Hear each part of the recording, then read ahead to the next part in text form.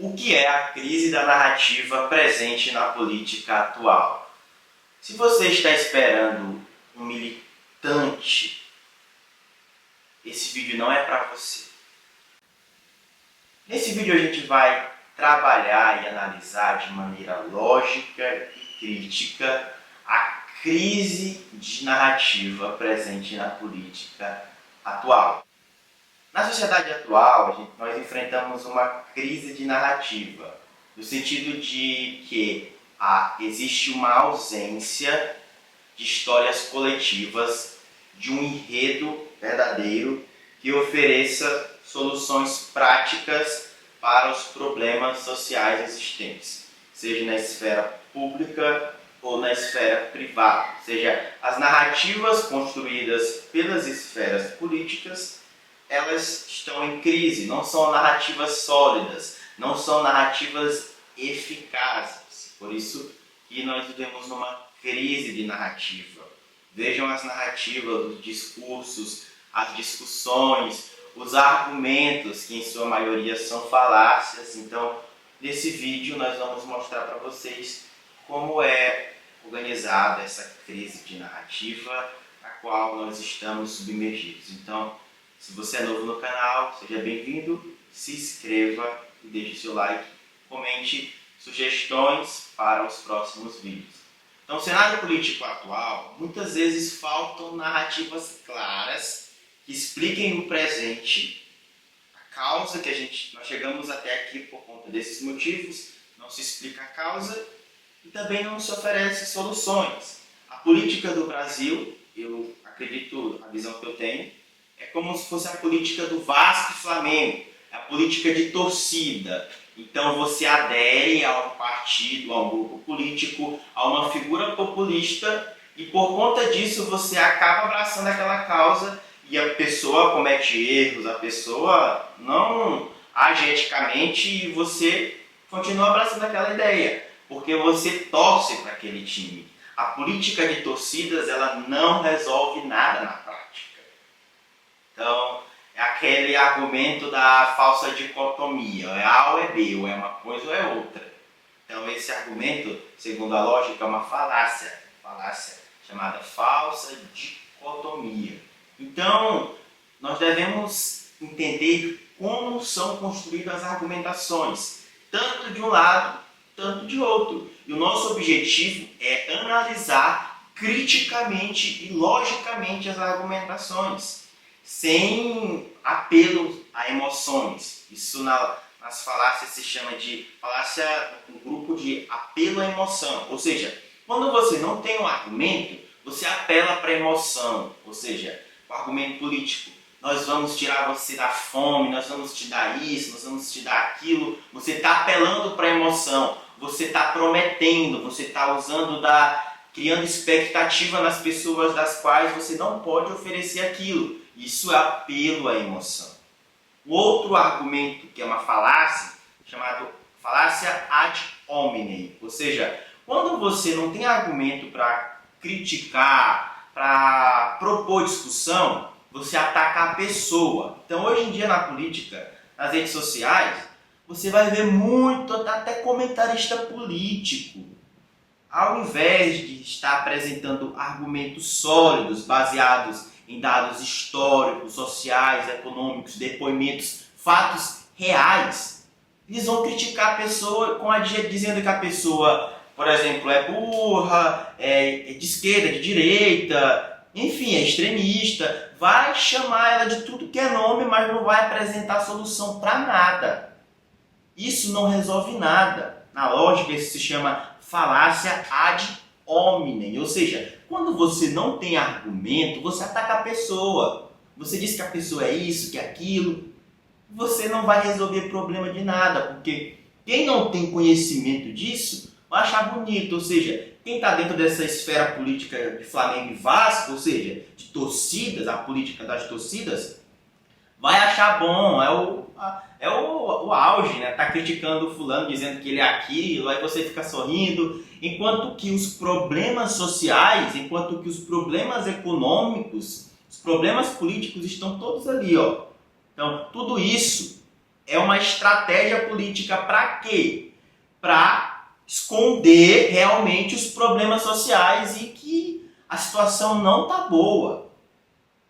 Então essas discussões, esses grupos, eles acabam utilizando deste artefato justamente para tirar a sua atenção, o seu foco, e você acaba nessa torcida, sabe? O brasileiro, nós somos aquele povo que gosta de torcer contra, a favor, um lado e outro. Então nós temos que analisar de maneira crítica e lógica as argumentações. Vamos se munir de conteúdos intelectuais sólidos, históricos, e vamos parar de construir essas narrativas para amedrontar as pessoas. Algo que não resolve nada e as pessoas ficam com medo, porque quem não tem de fato conhecimento até teológico fica pensando que vai acontecer algo assim mirabolante, que vamos se arrebatar, todo mundo vai sumir, e aí, meu Deus, gente, vamos parar com isso, com essas narrativas, seja narrativa na esfera religiosa, política, social, são narrativas inválidas. Por que inválida, Pedro? Porque assim, dentro do argumento é uma coleção de informações. Existe o argumento válido, inválido, bom, mal, forte, fraco. Se você quiser ler, você compra o livro Pensamento Crítico de Walter Carrière. Então, dentro desse livro, ele vai dividir os argumentos nessa divisão. E aí, o argumento, para ser válido, as premissas elas devem conduzir para a conclusão. Que é uma premissa, aquilo que vem antes, aquilo que vai atestar a conclusão. Vai dizer, olha, acontece isso, por isso e por isso. Então a premissa é o que vem antes. E aí a conclusão é aquilo que vai estar ligado à premissa. Então, um argumento para ser válido, as premissas elas devem conduzir para a conclusão. Então, por exemplo, qual é o problema, qual é a causa da crise econômica no Brasil? Quais são as premissas disso? Ou seja, o que aconteceu para chegar nessa crise econômica? E aí a conclusão justamente é o fato real que aconteceu no Brasil.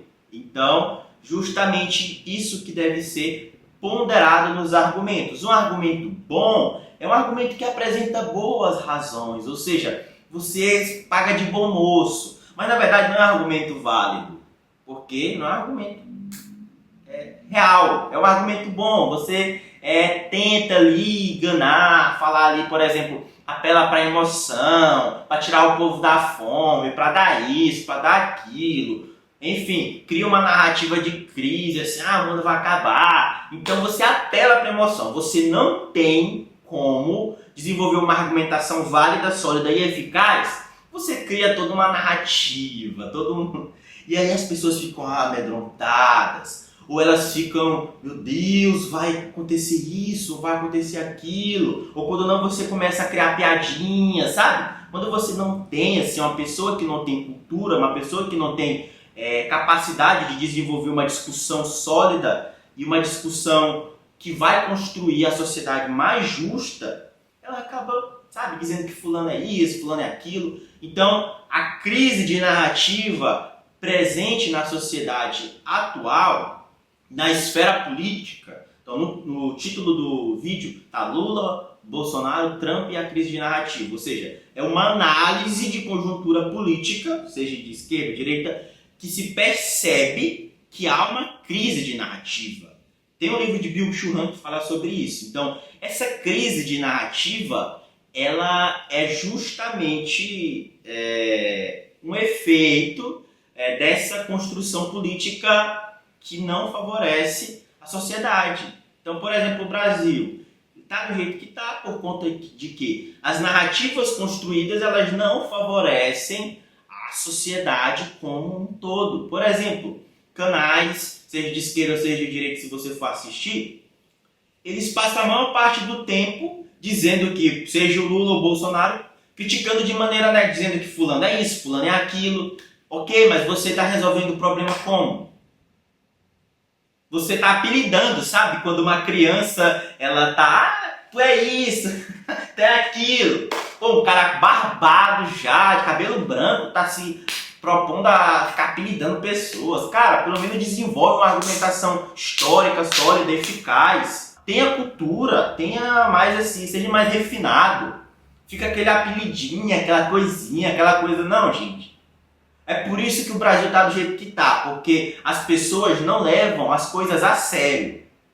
As narrativas não são construídas de maneiras sólidas, eficazes. Não tem uma proposição para uma solução dentro da política. Então, é sobre esses temas que nós vamos versar dentro do nosso canal.